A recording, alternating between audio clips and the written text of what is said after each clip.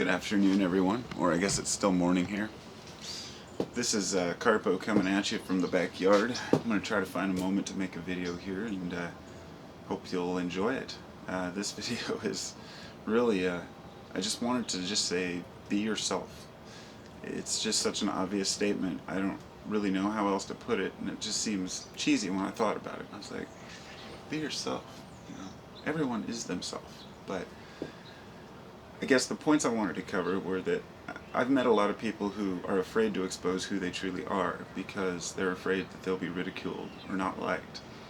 And I wanted to take a minute to really think about that. Now, there will always be people who won't like you. It doesn't matter who you are. It doesn't matter if you're the nicest person on earth. It doesn't matter if you're the most giving, kind, straightforward, honest person. There will always be somebody who does not like you. And that's part of life.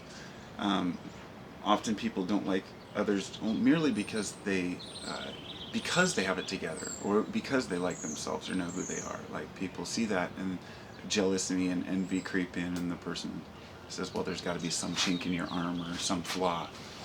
And then when the person says, yeah, I have many flaws, then the person just doesn't know what to attack, and they just don't like the person for being overly honest. So what I'm saying is that being ourselves means realizing that if too many people resist us in who we are, in other words, if in our daily life, being ourselves means that most people don't like us, then we should probably change who we are.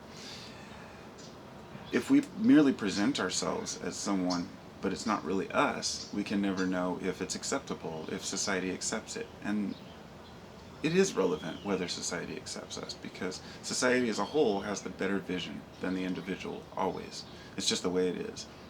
One person may think they have it all figured out and that everyone else is a fool, but the truth is, and the reality is, that we live in a world where majority rules, in a sense. Not that majority is always right, but that our way of life is determined in many ways by the collective thinking. So being ourselves means knowing who we are.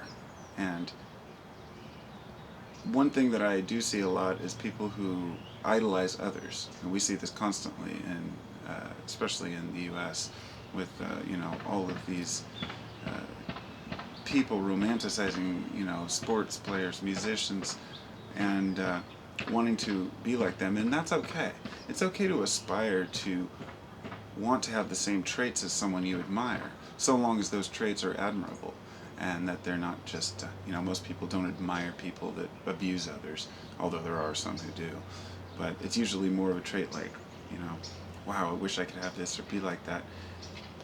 It's that desire and hope that helps us to aspire to move forward and to have more things, to be greater, to be better people. It's just like having the motivation.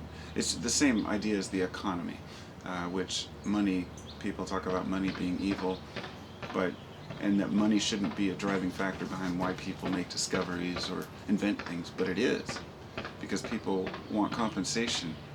In other words, having a financial reward for doing something makes people more likely to want to do it the best they possibly can, because they know it will make them comfortable.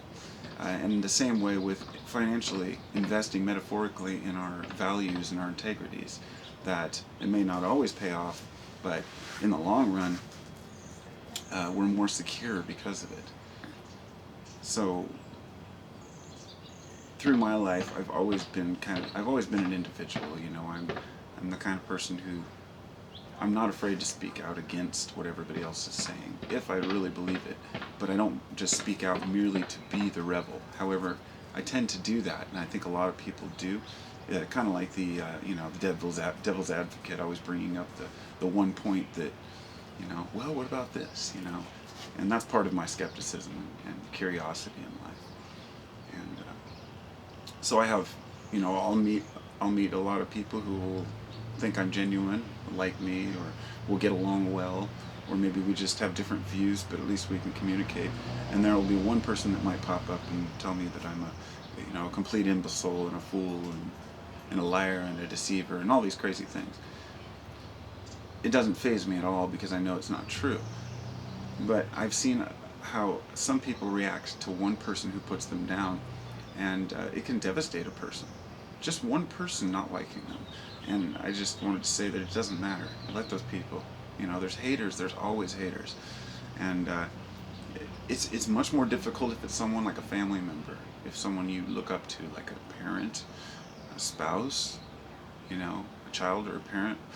These things, if it's someone close to you or a really good friend that's putting you down or doesn't like who you are, or, then you start asking yourself why. But let's say if one member of your family and friends says that you need to change this, or this is bad about you, or I don't like this about you, but nobody else seems to mind, then you have to weigh the options of that's where the whole majority rules thing comes in. In other words, if 10 people like you and one doesn't, ask yourself, what is it about me that this person doesn't like? It doesn't mean that the person's wrong. It just means that that we don't use one person's opinion to determine who we are. And I mention all this because it's really important, because I've seen a lot of people who really try to be honest with themselves and be straightforward and be honest with the world, and then people put them down and they quickly get they climb back into their box because they're like, whoa, I didn't want to expose myself. A good example would be a few people who maybe finally decided, that I've met in the past, who decided to open up a YouTube channel. And maybe within a short period of time they had some hater on there who was dissing them and they couldn't handle it. So they would even close their channel or, get really distraught about it. And, you've got to have thick skin if you're going to expose who you really are. And thank God I do.